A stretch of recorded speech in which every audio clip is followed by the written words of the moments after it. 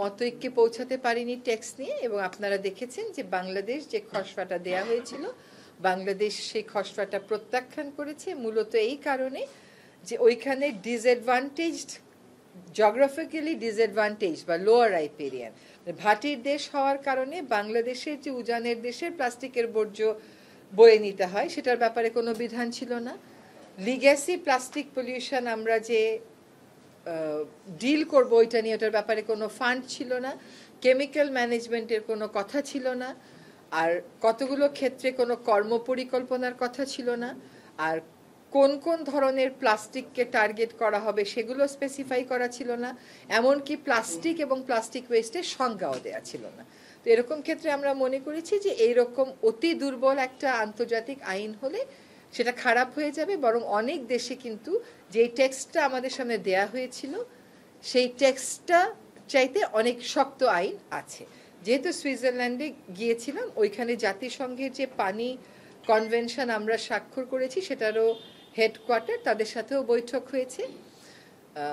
South Asian দেশ হিসেবে বাংলাদেশ প্রথম রাষ্ট্র হয়ে স্বাক্ষর করলো এই কনভেনশনটা, যেটা মূলত ছিল ইউরোপিয়ানদের জন্য কিন্তু পরবর্তী সকলের জন্য খুলে দেয়া হলো। তাদের সাথেও বৈঠক হয়েছে। অক্টোবরে আনুষ্ঠানিকভাবে সদস্য হিসাবে আমাদের যাত্রা শুরু হবে। পানি মন্ত্রণালয় আপনাকে পেলাম আজকে, আসলে সবসময় পরিবেশে হয়, এই জন্য পানির একটা প্রশ্ন কাইন্ডলি করতে চাচ্ছি। তিস্তা চুক্তির বিষয়টা আপনার কাছে আমরা যেটা জানতে পেরেছি যে এর সাথে একটা প্রাইমারি চুক্তি হওয়ার কথা, সেটা কত টাকার বা কবে নাগাদ শুরু হবে যদি। আচ্ছা, আমরা যে প্রকল্পটাতে হ্যাঁ বলেছি সেই প্রকল্পটা কাগজে পত্রে এখনো লেখা আছে 1 জানুয়ারি 2026 থেকে শুরু হবে। সেই প্রকল্পতে কত টাকা আসবে, কতটা অর্থায়ন হবে, শর্ত কি হবে, এগুলো নিয়ে বাংলাদেশ সরকার এখন চীন সরকারের সাথে কথা বলছে। কাজে ওই আলাপ আলোচনা শেষ না হলে কতটুকুন টাকা এটা আসলে বলা যাবে না। কারণ সরকার হয়তো কাজটা একটা ফেজে না করে 2 ফেজেও করতে পারে। চীনা সরকার হয়তো টাকা দেওয়ার পদ্ধতিটা অন্যরকমও ভাবতে পারে। কাজে ওই জন্য টাকার অ্যামাউন্টটা এখন বলা যাচ্ছে না। এই প্রকল্পের ভিতরে ভারতের সাথে আগের সরকারের কি একটা আসলে কিছু ছিল, এখন যে নতুন করে চীনের সাথে কি পরিকল্পনা, এখানে প্রায়োরিটি কি আপনার পরিকল্পনার মধ্যে? যেটা আমি এসে পেয়েছি সেটা হচ্ছে চীনের সাথেই সরকারের একটা এমওইউ ছিল। আগের সরকারের চীনের সাথেই বাংলাদেশের সকল নদ নদী বিষয়ে একটা মাস্টার প্ল্যান করার চুক্তি ছিল, এবং সেখানেরই একটা অনুষঙ্গ ছিল তিস্তার উপরে একটা মাস্টার প্ল্যান। এবং এই যে মাস্টার প্ল্যানটা, এই মাস্টার প্ল্যানটা আগের সরকারের আমলেই অনুমোদিত একটা মাস্টার প্ল্যান। এই সরকার এসে শুধুমাত্র ওই মাস্টার প্ল্যানের ভিত্তিতে যে প্রকল্পটা, সেই প্রকল্পটা তিস্তা পাড়ের মানুষের মতামত প্রতিফলন ঘটায় কিনা, পরিবেশ নিয়ে যারা কাজ করেন তাদের মতামতের প্রতিফলন ঘটায় কিনা সেটা দেখেছি। সেজন্য আমরা মাঠ পর্যায়ে 5টা পাবলিক কনসালটেশন করেছি, করে আমাদের কিছু প্রস্তাবনা ছিল, কিছু সংশোধন ছিল, সেটা আমরা চায়না সরকারকে দিয়েছি। চায়না সরকার এখন ওই যে আমাদের সাজেশনগুলো এগুলো বিবেচনা করছে। মোটামুটিভাবে 3টা দাগে আমরা এক হয়েছি যে এই প্রকল্পের উদ্দেশ্য হবে নদী ভাঙন রোধ করা, কমিয়ে আনা। এই প্রকল্পের উদ্দেশ্য হবে বন্যার প্রকোপের থেকে মানুষকে সুরক্ষা দেওয়া। এই প্রকল্পের আরেকটা উদ্দেশ্য হবে সেচের সময় যখন আমাদের পানির প্রয়োজন হয় শুষ্ক মৌসুমে, সে সময় যেন নদীটা যথেষ্ট পরিমাণ পানি ধরে রাখতে পারে সেটার ব্যবস্থা করা। আমি এসে ফাইলে ভারত সরকারের সাথে কেবলমাত্র একটা রাজনৈতিক কথা যে ভারত এটা এসে দেখতে পারে এরকম কথা ছাড়া আর কোনো কথা পাইনি, বরং পরিকল্পনাটা, সেটা চুক্তিটা সবকটাই আগের সরকারের সময় চায়না সরকারের সাথেই হয়েছিল। আমাদের প্রস্তাবিত তারিখ হচ্ছে জানুয়ারি 1, 2026। এখন এই পুরো প্রক্রিয়াটা কতটা সময় নেয় তার উপর সবকিছু নির্ভর করবে। আমরা 10 বছরের কথা বলেছি, প্রথম 5 বছর, তারপর সেটার মূল্যায়ন করে আবার পরের 5 বছর। আর এই 5 বছরের মধ্যেও 3 বছরের মাথায় আমরা একটা মিড টার্ম পর্যালোচনার কথা বলেছি। এটা এখন কিছু বলা যাবে না, টাকা পয়সা নেগোসিয়েশন না হওয়া পর্যন্ত এটা বলা যাবে না। আজকে আমরা খবর দেখলাম যে বিদেশি মিশন থেকে রাষ্ট্রপতির ছবি সরানোর একটা নির্দেশ দেওয়া হয়েছে। এটা আসলে কি মেসেজ দিচ্ছে? কারণ আপনারা দায়িত্ব নেওয়ার পরে এই রাষ্ট্রপতি থাকবে কি থাকবে না নানা ধরনের আলোচনা হয়েছে। নির্বাচনের আগে আসলে কি বার্তা দিতে চাচ্ছে সরকার? এটা আদৌ কোনো বার্তা দেয় কিনা আমি জানি না। আমিও আপনার মতন শুনেছি এবং পত্রিকায় পড়েছি, কিন্তু যেহেতু আমি বিদেশি দূতাবাসে কাজ করি না, আমি বলতে পারছি না যে আসলে প্রেক্ষিতটা কি। কিন্তু এটার সাথে নির্বাচনের কোনো সম্পর্ক আছে বলে আমার মনে হচ্ছে না। জি। না, সরকারের কোন মন্ত্রণালয়ের সিদ্ধান্ত, এটা সব মন্ত্রণালয় তো, পানি সম্পদ মন্ত্রণালয় তো সিদ্ধান্ত নেবে না যে কোন মন্ত্রীর ঘরে কোন ছবি থাকবে। তো এটা আমি বলতে পারবো না। আর কোনো লিখিত কোনো কাগজ যদি মানে সরকারি পর্যায়ে সকল মহলের সিদ্ধান্ত হইলে ওটা তখন লিখিত থাকতো। তো এটা হয়তো কোনো যেটা আমি আপনার মতন পত্রিকায় পড়েছি বলতে পারছি না, বাট এটার সাথে নির্বাচনের যে কোনো সম্পর্ক নাই, সেটা একটা কমন সেন্সের ব্যাপার। না না, ঠিক আছে, প্রশ্নের উত্তর দিলাম তো আমি। জি, তার মানে এই বিষয়ে সরকারের পর্যায়ে কোনো ধরনের আলোচনা তার ছবি সরানো, রাষ্ট্রপতির ছবি সরে ফেলা না, সরকার সকল উপদেষ্টা পরিষদ এরকম তো উপদেষ্টা পরিষদের বৈঠক তো হয়নি, আর আদৌ এরকম কোনো মৌখিক নির্দেশ দিয়েছে কিনা, আদৌ সরানো হচ্ছে কিনা, সেগুলো তো জানি না। আমিও আপনাদের মতন পড়েছি, তো যদি সিদ্ধান্ত হয় সিদ্ধান্ত দেখে তাহলে আমি কথা বলবো। উপদেষ্টা পরিষদ তো আজকে দেখলাম পত্রিকাতে উপদেষ্টা পরিষদের মিটিং তো হয় বৃহস্পতিবার। আমি কিন্তু উপদেষ্টা পরিষদ জানে না এই কথা বলিনি, আমি বলছি উপদেষ্টা পরিষদের সভা তো হয়নি, সভায় যেহেতু এটা আলোচিত না, কাজেই যদি এরকম সরকারি পর্যায়ে সিদ্ধান্ত হয় তাহলে সবাই হয়তো আলোচিত হবে। আমি তো অ্যাজ আই সেইড, আমিও তো কোনো মন্ত্রণালয়ের নাম দেখিনি পত্রিকাতে, আপনি কোনো মন্ত্রণালয়ের নাম তো দেখিনি তো, আমি সুতরাং বলতে পারছি না।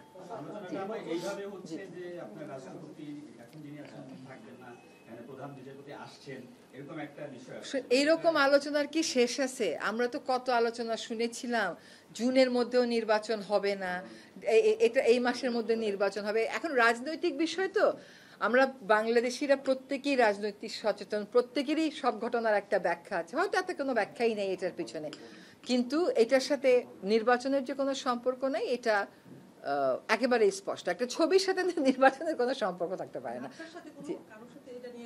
আমি মাত্র গত রাতে দেশে ফিরেছি, তো তারপর আজকে সকালে একনেক মিটিং করলাম, ফলে এটা was not an issue obviously in the একনেক মিটিং। সো দেখা যাক উপদেষ্টা পরিষদে যদি আসে, যদি কোনো আলোচনা হয় তখন জানাবো। নির্বাচন নিয়ে মানে অনেক কথা হচ্ছে, আপনি বলছিলেন যে এনসিপি একজন নেতা বলেছেন যে ফেব্রুয়ারিতে নির্বাচন হবে না, বিএনপি চাচ্ছে যথাসময়ে নির্বাচন হবে। আসলে নির্বাচন পিছিয়ে যাবে কিনা, আপনারা সরকার কি প্ল্যান নিয়ে এগোচ্ছে? সরকারের প্ল্যান তো সরকার প্রধান উপদেষ্টা মহোদয় নিজে ক্লিয়ার করেছেন। এরপরে বিভিন্ন রাজনৈতিক দলের তাদের নিজস্ব হিসাব নিকাশ আছে, তাদের নিজস্ব রাজনীতি আছে। এইটার সাথে তো সরকারের অবস্থান বদলের কোনো সম্পর্ক নাই। সরকার বলেছে ফেব্রুয়ারিতে নির্বাচন হবে, সরকার সেই মোতাবেক নির্বাচন কমিশনকে প্রস্তুতি নিতে বলেছে, এটাই হচ্ছে সরকারের অবস্থান। সেইগুলো হচ্ছে ঐক্যমত কমিশন এগুলো নিয়ে ডিল করছে। এখনো পর্যন্ত নির্বাচন ফেব্রুয়ারির প্রথমার্ধে হওয়ার জন্য নির্বাচন কমিশনকে বলা হয়েছে, এবং ফেব্রুয়ারিতে নির্বাচন হবে।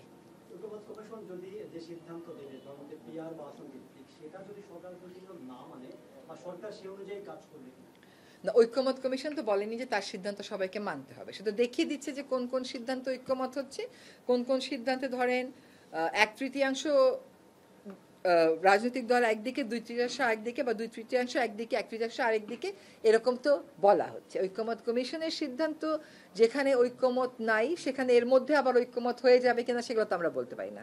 তাদের সিদ্ধান্ত সরকার সেই অনুযায়ী ধরেন যে ঐক্যমতের সিদ্ধান্তের কমিশন সিদ্ধান্ত দিল যে এইভাবে হবে, সরকার কি সেটা ইমপ্লিমেন্ট করবে না? সরকার না এই যদি এগুলা নিয়ে চিন্তা করতেছে না, সরকার একটা সিদ্ধান্ত দিয়েছে চিন্তা করে, একদম সবার সাথে কথা বলে, রাজনৈতিক দলগুলোর সাথে কথা বলেছে, উপদেষ্টা পরিষদের কথা হয়েছে। সরকার আগে থেকেই বলে দিয়েছিল যে আমরা ডিসেম্বর থেকে জুনের মধ্যে দেব, সেই মোতাবেক সরকার ফেব্রুয়ারি বলেছে, এটা ফেব্রুয়ারিতে। তারপরে যার যার রাজনৈতিক অবস্থান থেকে শেষে কথা বলছে।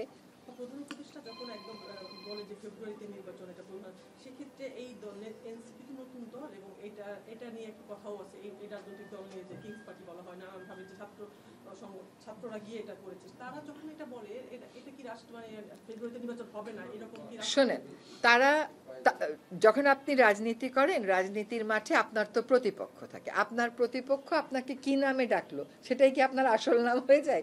এনসিপির নাম এনসিপি, এটাকে কিংস পার্টি হিসেবে কে স্বীকৃতি দিচ্ছে? তার রাজনৈতিক প্রতিপক্ষ তাকে হয়তো কিংস পার্টি ডাকছে, কিন্তু আমাদের এখানে আমরা যারা উপদেষ্টা পরিষদে আছি তাদের সাথে এই পার্টির আসলে কোনো রকমেরই কোনো সম্পর্ক নেই। কখনো কখনো আমরা শুনি যে আমরা বড় রাজনৈতিক একটা দলের কথা শুনেই সব করে ফেলতেছি, আবার শুনি আমরা কিংস পার্টির কথা শুনেই সব করে ফেলতেছি, আবার শুনি আমরা ইসলামী পার্টির কথা শুনেই সব কিছু করে ফেলতেছি। যে যার রাজনৈতিক অবস্থান থেকেই কথা বলে, কিন্তু সরকার সরকারের মতন আলাপ আলোচনা করেই সিদ্ধান্ত নেয়। এখনো পর্যন্ত সরকারের দেশের রাজনৈতিক দল মানে এনসিপি বিএনপির ভিতরে একটা অদৃশ্য একটা দ্বন্দ্ব দেখা যাচ্ছে। কথা বলছে বিএনপিও এনসিপি নিয়ে, আবার এনসিপিও কথা বলছে।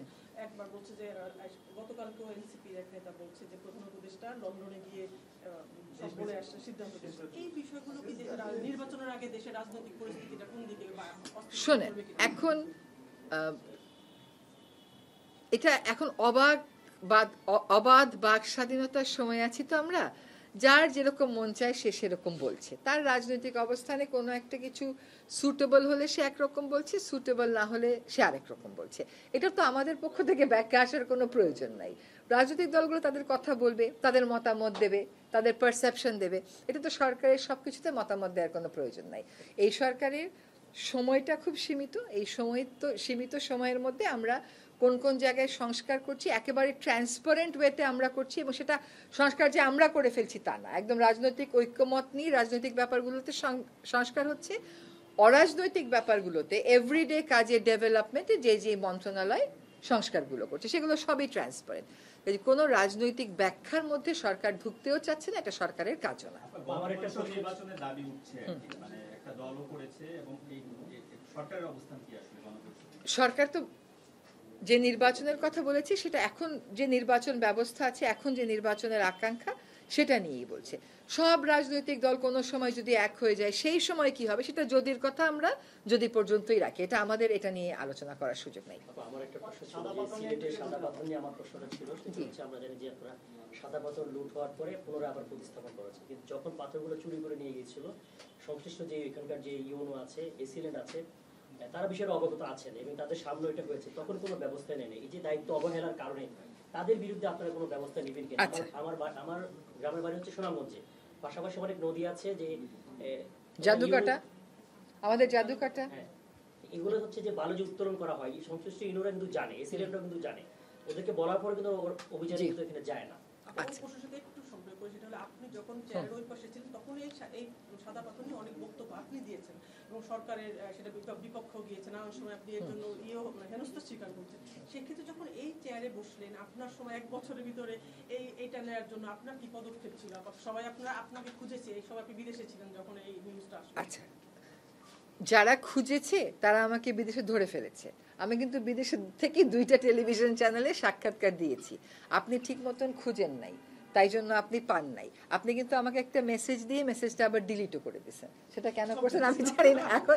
এখন কথাটা হচ্ছে, পাথর ইজারা দেওয়া আর বালু ইজারা দেওয়া হচ্ছে একটা খনিজ সম্পদ মন্ত্রণালয়ের কাজ, একটা ভূমি মন্ত্রণালয়ের কাজ। এই দুটোই আসলে ডিসির মাধ্যমে তারা করে থাকেন।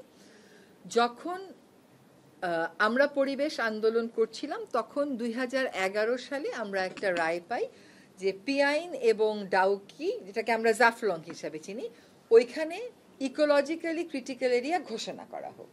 ইকোলজিক্যালি ক্রিটিক্যাল এরিয়া ঘোষণা করলে সেখানে আর অর্থনৈতিক কর্মকাণ্ড করা যায় না।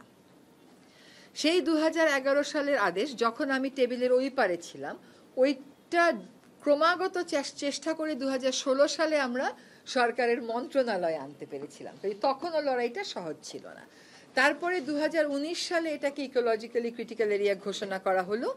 তারপরে ওইখানে একজন ডিসি মহোদয় ছিলেন, তার সাথে আমরা কাজ করেছি, নিবিড়ভাবে কাজ করেছি, এবং আমরা দেখিয়েছি যে ওখানে পরিবেশ বান্ধব পর্যটন করলে যত শ্রমিক আছে সব ওখানে অ্যাবজর্বড হয়ে যাবে এবং আমাদের ওই পুরো পাথরকড়িটাও রক্ষা পাবে। এইটার প্রেক্ষিতে 2020 থেকে 2024 অবধি কিন্তু পাথর তোলাটা বন্ধ ছিল শুধুমাত্র পিয়াইন এবং ডাউকিতে। এখন এটার মামলাটার বাদীকে যদি জিজ্ঞেস করেন, মামলাটার বাদী এককভাবে আমিই ছিলাম। আর 2019 সালে যখন এটা নিষেধ করা হলো, সরকার বলল যে পরিবেশের কারণে আর উত্তোলন করা যাবে না। তো পরিবেশ কথাটা কেন এসেছিল? কারণ ওই কাজটা পিছন থেকে সরকারের সাথে সামনে থেকে সবখানে আমি এঙ্গেজ হয়ে আমি এবং অন্যান্য পরিবেশবাদীরাও ছিল, আমরা এটা করেছিলাম। এখন যখন নতুন সরকার দায়িত্ব নিল তখন একটা যুক্তি তোলা হলো যে এগুলো থেকে তো পাথর চুরি হচ্ছেই, সুতরাং এটাকে আমরা লিজ দিই না কেন। তখন আমরা 2 উপদেষ্টা মিলে বললাম যে পাথর যদি চুরি হয় তাহলে যে চুরি করে তার বিরুদ্ধে ব্যবস্থা নিতে হবে। তার অর্থ তো এই না যে আবার সবগুলো আমরা লিজ দেওয়া শুরু করব। বিশেষ করে এগুলোর প্রতিবেশগত একটা সংবেদনশীলতা আছে এবং এগুলো খুবই সুন্দর দেখতে। এটা আমি সবসময় বলেছি যে আপনি যদি ভিয়েতনামে যান, ওখানে আমেরিকা থেকে ইউরোপ থেকে লোকে আসে ওদের এই নদী দেখতে। নিনবিন বলে একটা জায়গা আছে, সেখানে আপনারা ইউটিউব সার্চ দিলেই দেখবেন। আমরা আমাদের এই এলাকাটাকে পরবর্তী প্রজন্মের জন্য সংরক্ষণ করব। আমার একটা বিশেষ কষ্টের জায়গা কি জানেন, আমি আমার বাড়ি সিলেট হওয়ার কারণে আমি যে জাফলং দেখেছি, আপনারা তো সেই জাফলং দেখেনি নাই, হ্যাঁ, ওইটা আবার ফিরিয়ে আনা। তখন বাণিজ্য উপদেষ্টা মহোদয় একটা সভা করলেন, সেই সভাতে মন্ত্রণালয়গুলো থেকে যেরকম কথা তারা বলে যে না দিতেই হবে, সেগুলার আমরা তাদেরকে বোঝাতে সক্ষম হলাম এবং মোট 17টি পাথর কোয়ারিকে আমরা ইজারা দেওয়া যাবে না এই সিদ্ধান্ত নিতে সক্ষম হলাম। এবং এই সিদ্ধান্ত গ্রহণ প্রক্রিয়া আমি নিজে এই বছরের এপ্রিল মাসে একটা পাওয়ার পয়েন্ট প্রেজেন্টেশন দিয়েছি এবং সেখানে আমি দেখেছি যে আজকে যারা শ্রমিকের জন্য দুঃখ করতেছে, কেমন করে তারা ডিনামাইট দিয়ে বালু তুলে তুলে শ্রমিককে মেরেছে। যদি আমি ভুল না মানে এক্সাক্ট সংখ্যাটা আমার মনে নাই, শুধুমাত্র জাফলংয়েই বোমা মেশিন দিয়ে পাথর তুলে শ্রমিক মারা গেছে হচ্ছে বিটুইন 65 to 80। আমার এই মুহূর্তে মনে নেই, বাট এই কথাটা শেষ করে আমি আপনাদেরকে কপি দিয়ে দিতে পারবো সেই রিপোর্টে। তো আজকে যারা শ্রমিকের দুঃখে দুঃখ পাচ্ছে, যারা পাথর তোলে, তারা তখন কিন্তু শ্রমিকের পাশে দাঁড়ায় না। সেই ফ্যাক্টস অ্যান্ড ফিগার্সগুলো আমরাই তাদেরকে দিয়েছিলাম। ফলে সরকারি পর্যায়ে আমাদের কাজটা হচ্ছে নীতি প্রণয়ন করা। আমরা কিন্তু নীতিটা ঠিকই প্রণয়ন করেছি যে 17টাতে পাথর উত্তোলন করা যাবে না।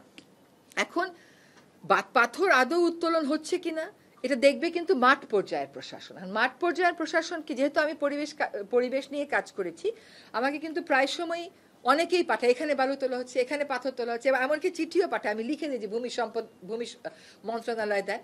তো আমরা কিন্তু বারবার প্রশাসনকে বলেছি, লিখেছি। মুশকিল হলো আমি যখন দেখলাম যে প্রশাসন কার্যকর ভূমিকা নিতে পারছে না বা নিচ্ছে না, তাদেরকে সাহস দেওয়ার জন্য আমি এবং ফজল ভাই আমরা দুইজনেই ফিল্ডে গেলাম, আমি এবং খনিজ সম্পদ উপদেষ্টা।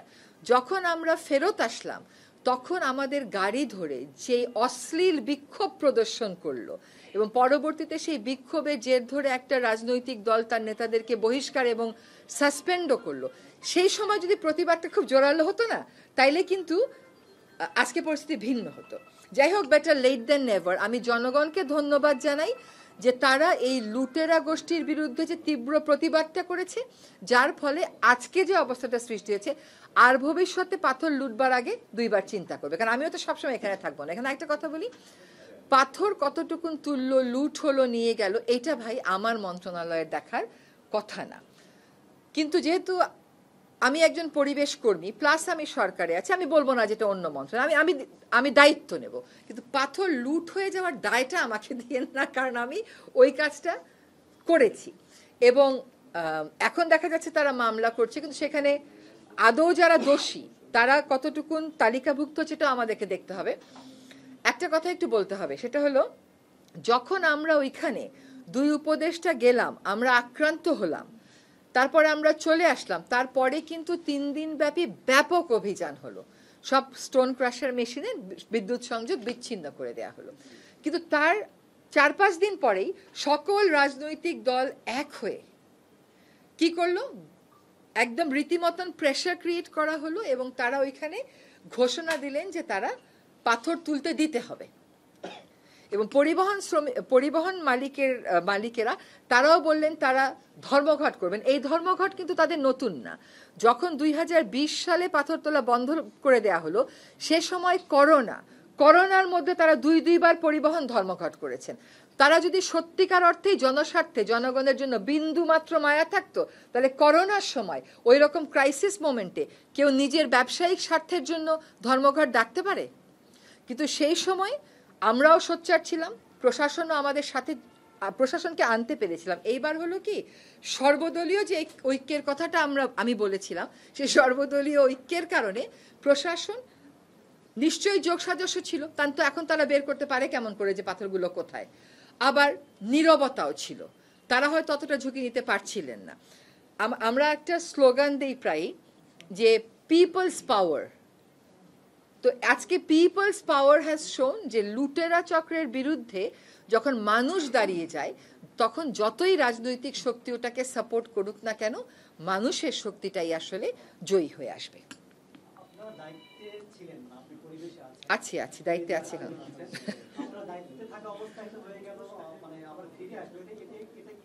শোনেন, আপনাকে এটা বুঝতে হবে যে উপদেষ্টারা কোন পর্যন্ত যেতে পারে। একটা সভায় কোন বক্তব্যগুলো যাবে আমরা সেই পর্যন্ত কথা বলতে পারি, কিন্তু কোন প্লেট গ্লাসে খাওয়া দিবে আমরা সেই কথাটা বলি না, এটা আমাদের বলার কথা না। হ্যাঁ, মাইক্রো ম্যানেজমেন্ট আমাদের করার কথা না, কিন্তু আমরা পাথর লুটপাট যাতে বন্ধ হয় সেজন্যই তো ফিল্ডে গিয়েছিলাম।